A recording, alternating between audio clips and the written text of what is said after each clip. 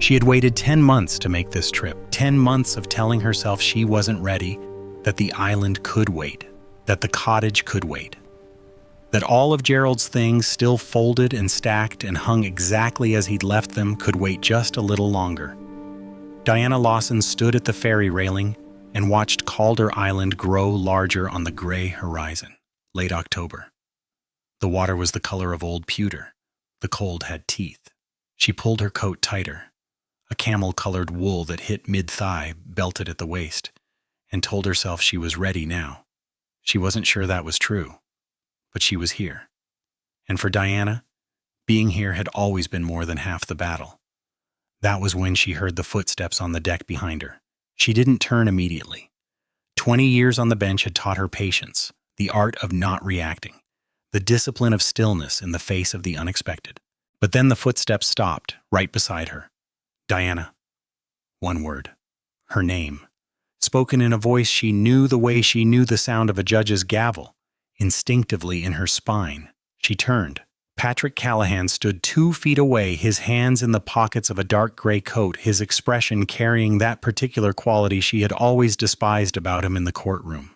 That infuriating composure. Like the world was simply a thing he watched from a comfortable distance. He was older, of course, they both were.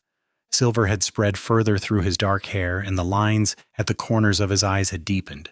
But he wore 50 the way certain men wore everything, as if it had simply agreed to suit him. "Patrick," she said. Her voice gave nothing. A beat of silence. The ferry engine hummed beneath them. "Small world," he said.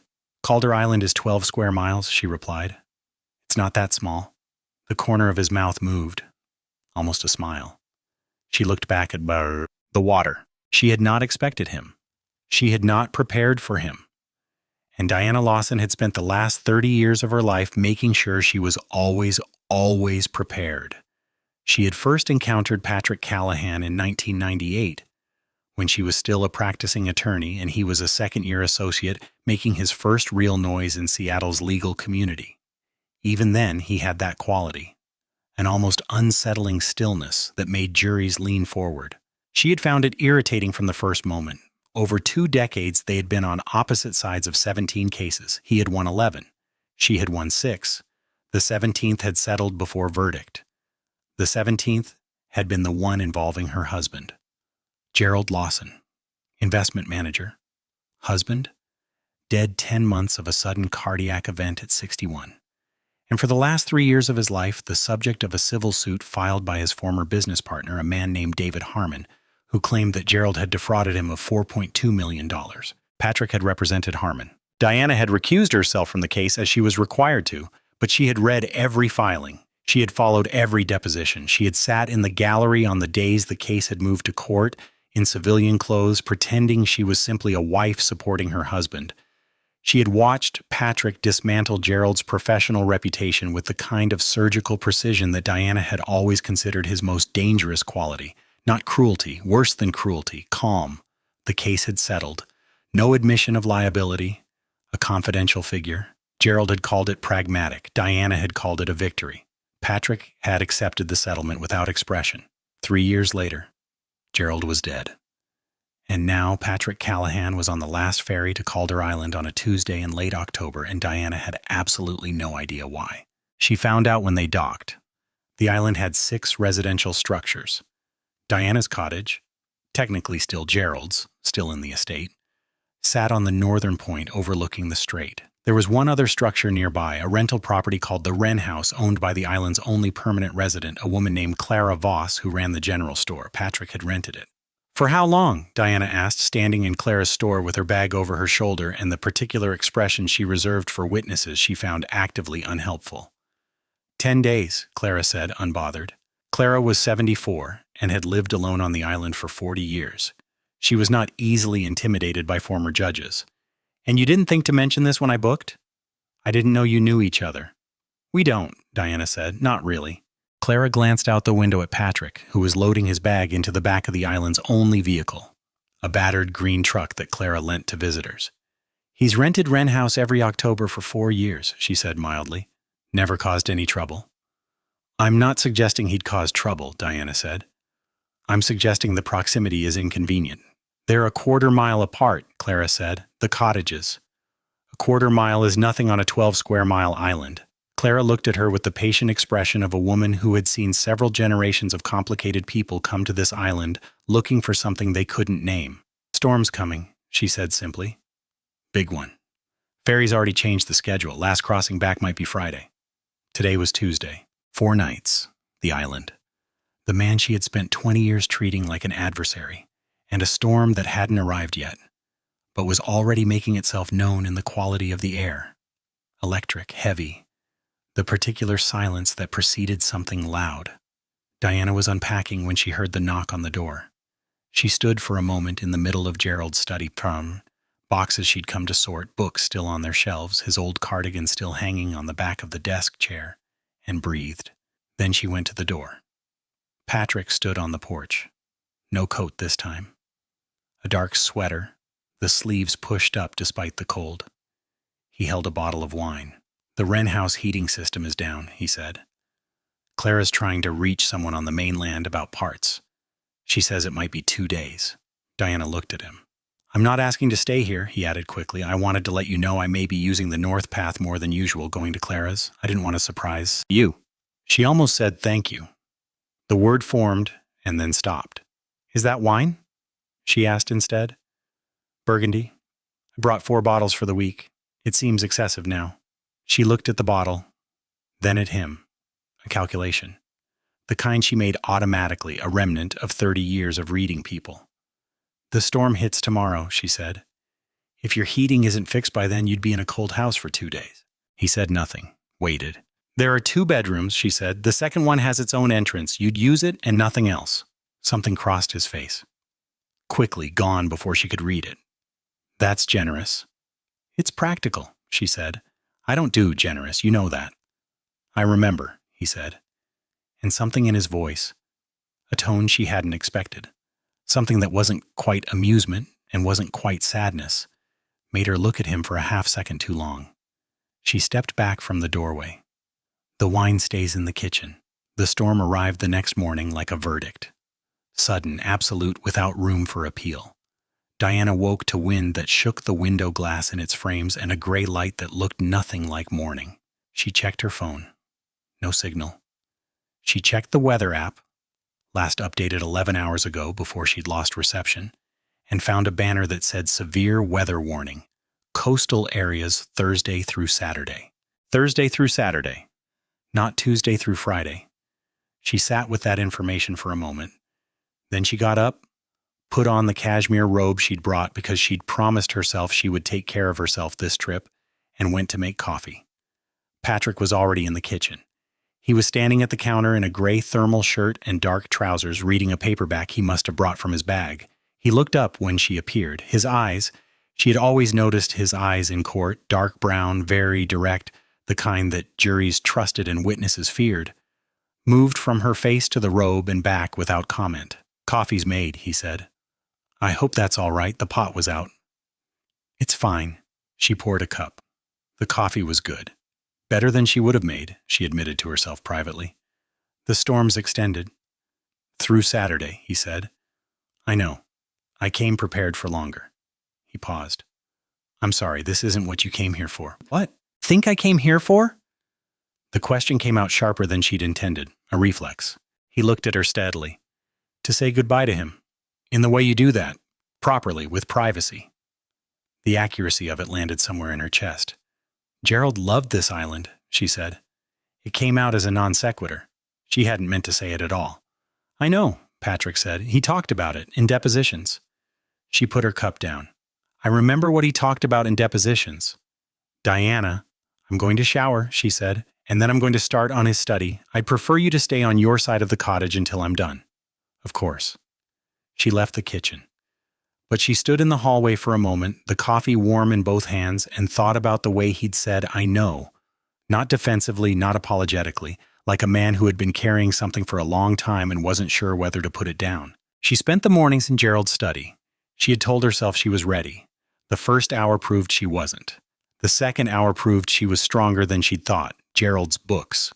Gerald's awards, framed and hung with the particular pride of a man who needed to remember what he'd earned. Gerald's photographs, the two of them on their wedding day 30 years ago, young and certain.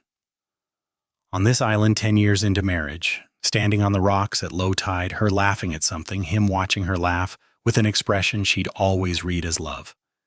She was boxing the desk contents when she found the locked drawer.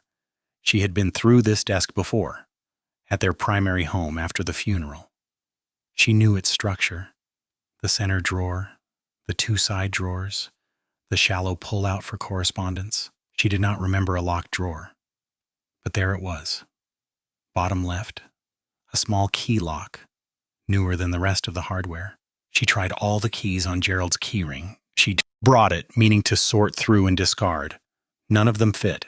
She sat with it for a long moment. The wind outside was loud enough to sound like voices. Then she went to find a letter opener. The drawer, once forced, held three things: a manila envelope, a burner phone, off, battery likely dead, and a handwritten ledger, small and spiral-bound, the kind sold at airport gift shops. She opened the ledger, numbers, dates, account codes, transfer notations in Gerald's handwriting. She was a former judge. She had presided over enough financial fraud cases to know what she was looking at. She sat very still for a very long time. Then she opened the manila envelope. Inside, a series of wire transfer confirmations, account numbers, a name, an offshore entity registered in the Cayman Islands, and a handwritten note in Gerald's hand, a single line: "If this surfaces, settlement buys silence. HC confirmed. HC Harmon versus Lawson Capital. David Harmon, plaintiff. Gerald's business partner, the man who had accused her husband of fraud, the man Patrick had represented." Diana set the papers down on the desk. Outside, the storm reached a new pitch. A window somewhere in the cottage rattled in its frame. The lights flickered once, held. She had spent 3 years believing her husband was innocent. She had spent 3 years believing David Harmon was a bitter, lying former partner trying to take what wasn't his. She had spent 3 years watching Patrick Callahan in a courtroom and thinking, mercenary, vulture, the kind of attorney who won't let truth get in the way of a billable hour. She was looking at Gerald's own handwriting. There are moments in a life when everything you believed about yourself, your intelligence, your instincts, your knowledge of the person you slept beside for 30 years, collapses without warning. Not slowly, all at once, like a building that falls in the wrong direction. She didn't know how long she sat there. The light through the study window shifted from gray-white to gray-dark without any warmer interval, which meant afternoon had come and gone while she wasn't paying attention. She became aware of the smell of food. When she came out of the study, Patrick was in the kitchen. He had made soup, actually made it, she realized, from the canned goods in the pantry, and something he must have brought himself. A pot on the stove, bread on the cutting board. He looked at her when she came in.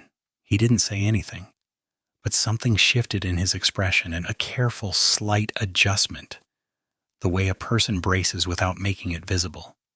"You knew," she said. It wasn't a question. He set down the spoon. A beat. "Sit down, Diana. Don't manage me." "I'm not managing you. I'm asking you to sit because I think your legs might not be reliable right now, and I'd rather you were sitting when we have this conversation." He paused. "Please." The please, offered without performance, without the careful courtesy of a man managing a difficult woman, landed differently than she expected.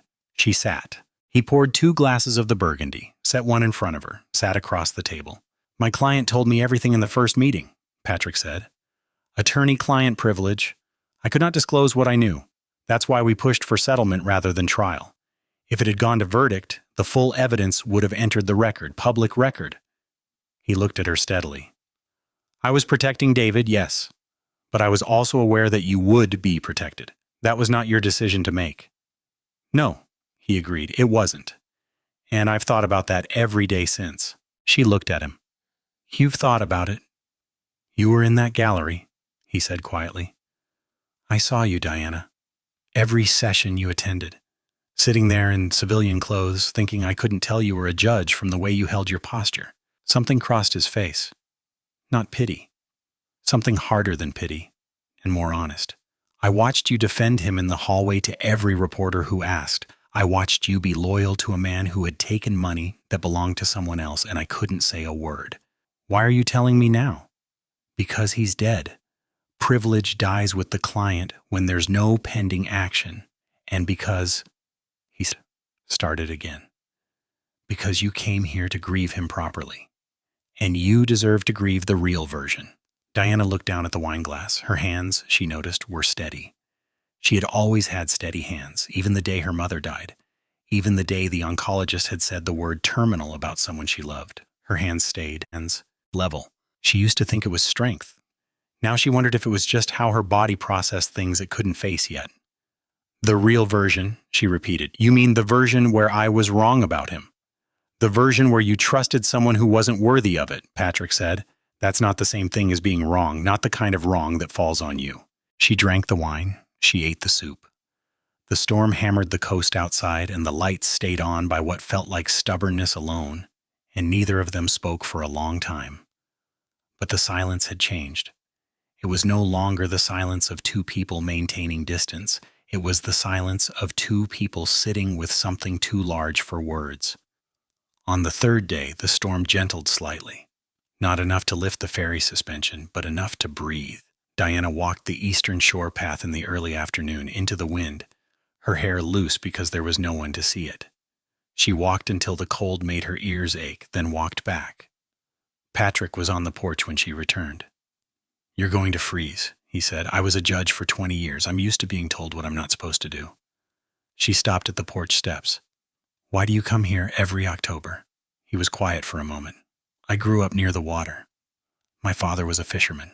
I come to remember what quiet sounds like before it's gone again. That's unexpectedly sentimental for a man with your reputation. My reputation is for being effective in court, he said. It doesn't say anything about what I'm like in October on an island. She looked at him. The wind had moved his hair. He was watching the water with the expression of a man entirely comfortable with the view, and she thought with a sudden clarity that surprised her. I have been wrong about almost everything about this person. It wasn't a comfortable thought. She was not accustomed to being wrong. I was harder on you than the case required, she said. In the gallery. In my head. A pause. I was looking for somewhere to put the anger, and you were convenient. I know that. You know too many things about me, she said. It's annoying. The corner of his mouth moved, more than almost a smile this time. 20 years of watching someone in court, he said. You learn how they think. What they're like when they're certain. What they're like when they're less certain but refusing to show it. And which am I right now? He looked at her for a long moment. The water behind him was dark and restless. Neither, he said. Right now you're just cold. Come. Inside. That night she couldn't sleep. She lay in the dark in Gerald's cottage. Her cottage now, she supposed, legally, though she'd never thought of it that way, and listened to the storm resume its argument with the coast. The walls held. The fire she'd built before bed had faded to embers. She thought about Gerald. About 30 years of a marriage she had believed was one thing and had apparently been, in parts, something else entirely. She tried to determine how much of her grief had been real and how much had been for a fiction. She thought about her mother's advice, delivered 30 years ago at the wedding. You're marrying a good man, Diana. You just make sure he stays one. She thought about Patrick in the other room, one corridor away, sleeping or not sleeping, carrying for years a knowledge that had never been his to carry. She got up. She stood in the hallway in the dark, not moving, not quite deciding. The cottage was small. She could hear the even sound of his breathing from under the door. He was asleep. She stood there long enough to feel foolish, and then stood there a little longer beyond foolish, which was a place she was not accustomed to occupying. She went to the kitchen instead, made tea, sat in the dark with both hands around the mug, and told herself the truth. She had not stood in that hallway to check whether he was sleeping. She had stood there because for the first time in 10 months, possibly longer, she did not feel alone in the specific way that grief makes a person alone. Not physically, but in the deeper sense of having no one who knew the actual shape of the thing she was carrying. Patrick Callahan, who she had disliked for 20 years, who she had dismissed and resented and blamed for things that were not his blame to carry, had known the actual shape of it. She sat with that until the tea went cold. Day 4. The ferry suspension extended through Saturday evening, 5 days total. Diana, who had spent 3 decades running courtrooms on the principle that what the facts are, was beginning to suspect that this island had its own version of facts, different from the mainland kind, less polite, harder to argue with. She found him on the north point in the morning, sitting on the flat rock that Gerald had always called the thinking stone. He had a coffee and a thermos, and he was watching the water with the unhurried attention of a man who had genuinely nowhere else to be. She sat down beside him without asking. The rock was wide enough for 2. They sat quietly for a while. Below them, the water was calmer today, still dark, still moving with the aftermath of the storm, but the violence had passed. A pair of cormorants worked the shallows. Somewhere on the southern end of the island, a bell buoy rang at intervals. "I want to ask you something," she said, "and I want you to answer it without the lawyer reflex, without measuring the words." "I'll try." "Did you know Gerald outside the case?" He was quiet for a moment. "We had drinks twice, early in the case, before it was contentious, when we both thought it might resolve quickly. He was charming, intelligent." A pause. "He talked about you." "He talked? What did he say?" "He said you were the most formidable person he'd ever met." Patrick looked at the water. He said it in the way people say things when they're proud and a little afraid and haven't quite told the person directly. She absorbed this. "He was a complicated man," Patrick said carefully. "You mean he was someone who was capable of loving people and still deceiving them?" "Yes." A beat. "Most people are, Diana. That doesn't make the love less real." She looked at him. The winter light was low and cold, and it fell across the angles of his face without mercy. And she thought, this is a man who has also been loved badly by someone and has found his way to a kind of peace with it. "You were married," she said. Not a question. 12 years. It ended 8 years ago. He said it without heaviness, the way people speak of old damage that is healed, even if it healed imperfectly. "Elena, she's remarried, 2 kids. She's very happy." "And you?" He turned to look at her. "I'm on a rock in the North Pacific with a woman who, until 4 days ago, couldn't stand the sight of me. So possibly my idea of contentment is different from the average." She felt something move in her chest. Unexpected, inconvenient. The ghost of a feeling she thought she'd left somewhere in her 30s. Not sentimentality. Something sharper than sentimentality. An alertness, a noticing. "I didn't say I couldn't stand the sight of you," she said. "You said my presence was inconvenient." "It is. That's different." A long pause. The bell buoy rang in the distance. Something moved in his expression, carefully, precisely, like a door opening exactly as far as he'd decided it should open. "Inconvenient is something I can work with," he said. That evening she put on the dress she'd packed without knowing why she'd packed it. It was dark blue, simple, cut well. She wore it without explanation. She was 55 years old, and she had long since stopped explaining herself. Patrick looked at her when she came into the kitchen. He looked at her the way a man looks when he's decided to stop pretending he's not looking. Direct. Without performance. Without apology. "I opened the second Burgundy," he said. "Good." She took the glass he offered. "I want to finish something. The boxes can wait until tomorrow. I want to finish being angry at you for things that weren't your fault." She held his gaze. "I'd like to do it formally. Acknowledge it and put it down." Something softened in his face, not relief exactly, something quieter. "All right. You acted with integrity in an impossible position," she said. "You could have found a way to tell me. You didn't, because that wasn't who you were willing to be. I disagreed with that choice. I still disagree with it." She paused. "But I understand it." "I'm sorry," he said, "not for the choice, for what it cost you." "That's a very precise apology. I'm a very precise person." "I know," she said. "I always knew. I just chose to call it something else." They cooked dinner together. It was a small thing, unremarkable in one sense. 2 people in a kitchen working around each other with the careful choreography of people who are paying attention. But there was something in the small negotiations of it. Who held the pan, who read the label on the tin, who reached past whom for the salt, that felt like a conversation being held in a language neither of them had spoken in a long time. After dinner, they sat by the fire.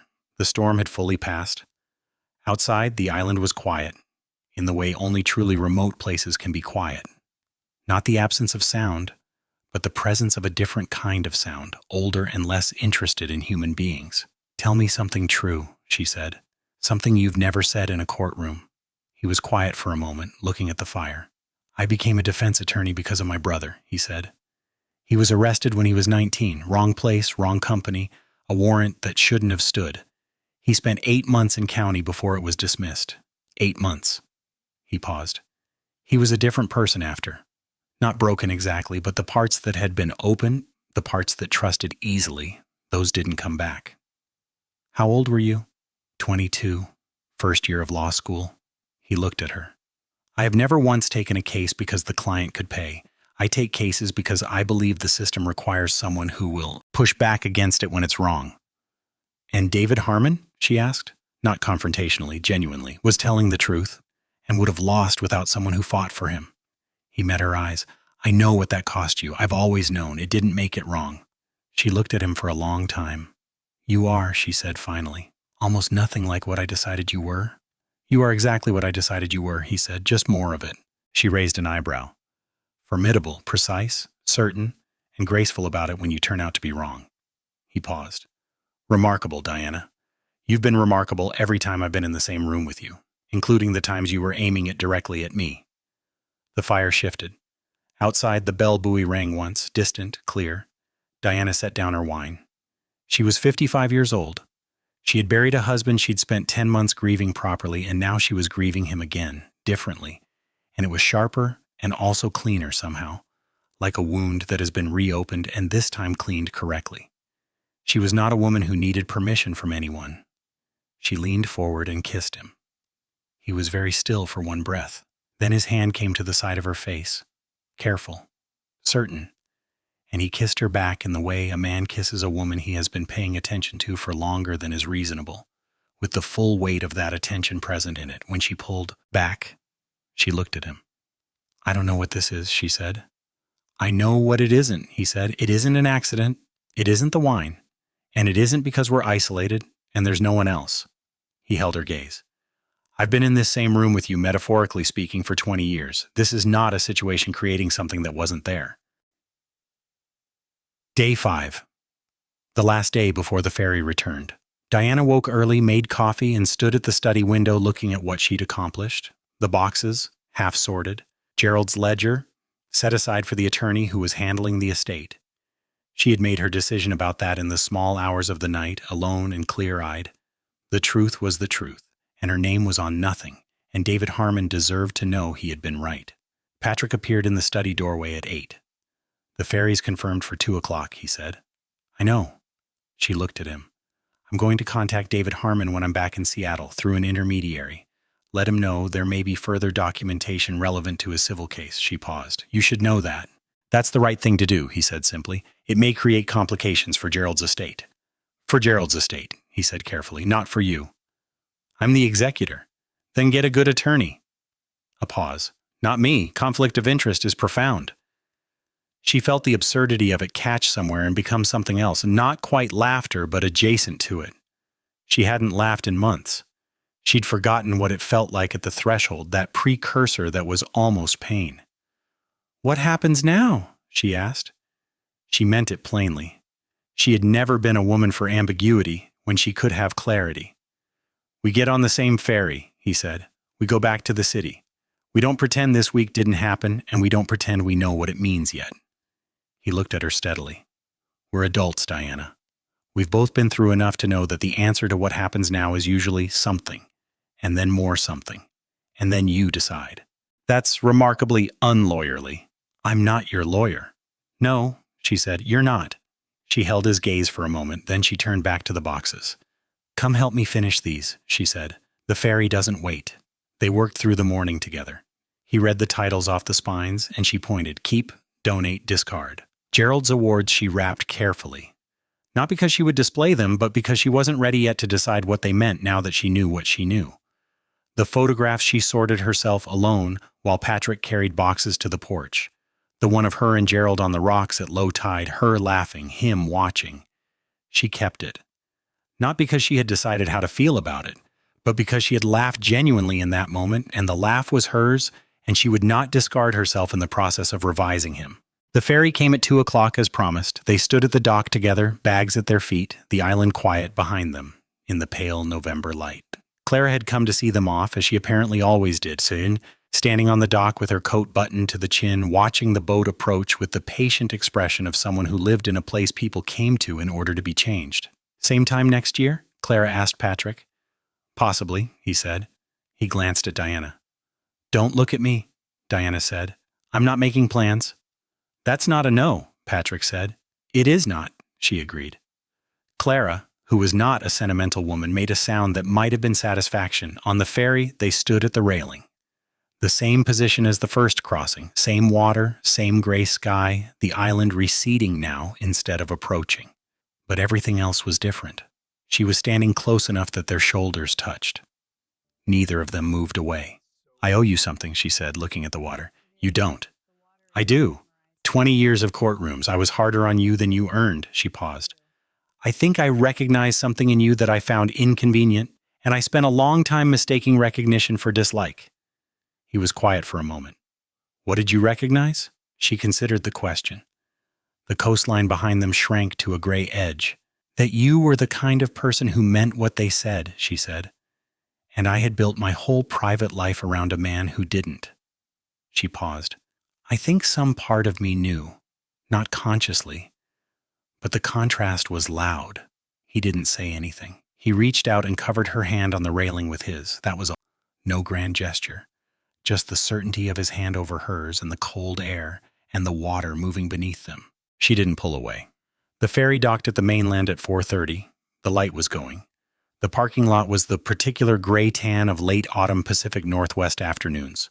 There were other people here, ordinary people going to ordinary places, and the world outside the island was operating with total indifference to everything that had happened over 5 days on 12 square miles of rock and pine.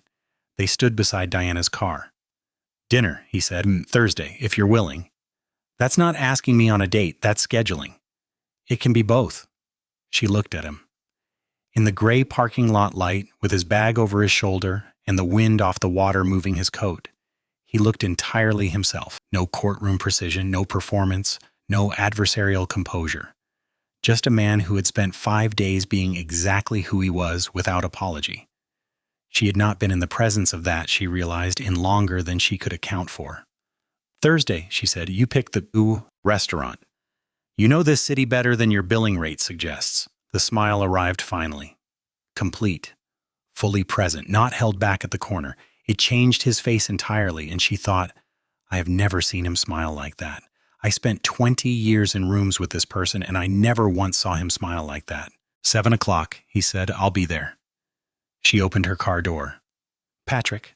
Yes? Thank you for not pretending. She met his eyes. For not pretending it was simple, and for not pretending it wasn't anything. He held her gaze. You're 55 years old, he said. You've spent 30 years in rooms where everyone performs. You were always going to see through anything less than the truth. I was never going to offer you anything less. She drove home with the window down despite the cold. She thought about Gerald, the complicated, imperfect, genuinely loved truth of him, which she would spend more time with now that she knew its actual dimensions. She would do right by David Harmon. She would do right by the estate. She would do right by her own name, which she had carried cleanly for 55 years and had no intention of compromising. And she thought about 5 days on an island with a man she'd misread for 20 years. She was a judge. She had made errors of judgment. Before, had reversed herself, corrected the record, started again from the actual facts rather than the assumed ones. She was good at that. Better, perhaps, than at most things. The facts, as currently established, she was alive in a way she hadn't been in some time. The cold air was cold and the road was familiar, and Thursday was now. 4 days. She had waited 10 months to go to the island. She had waited 20 years to see Patrick Callahan clearly. 4 days was nothing.